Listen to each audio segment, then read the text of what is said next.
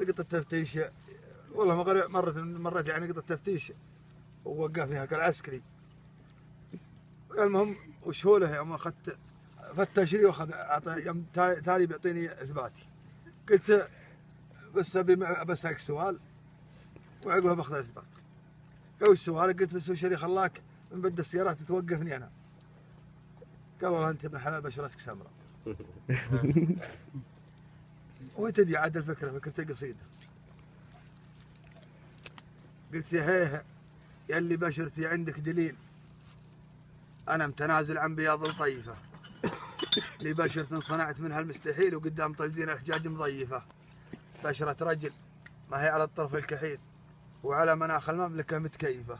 ان زنت ولا شنت هو نفس الحصيل، رهيفه ولا ما هي برهيفه، لكننا بعطيك نبذه يا الزميل، والوقت لو طال الحياه قضيفه. انا بوقت القيض ادور لي متزين، ولا انت في صالك كنب ومكيفه، ويوم متي ما يشيل الا الثقيل، انت الحمول اللي عليك خفيفه، ويوم قلبي بين حط وبين شيل، وانت قلوب اهلك عليك صخيفه، ويوم راسي ما عليها الا الصميل، انت الشماغ اللي عليك نظيفه، ويوم يرعى الذود في بيض نثيل، وانت طموحك في الحياه وضيفه. اتبع هواهم من محيل الى محيل، قعس الظهور اللي ما هي بنحيفه، جرد الرقاب اللي وصيفها تهيل، وان صحت الاولها تجيك مهيفه. اسريلها والنار في خشم الفتيل، وانت مع السياح والمتصيفه.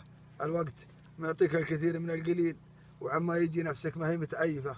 يحق لك تضحك على الكم الطويل، وحنا الجبود من الغثى متليفه.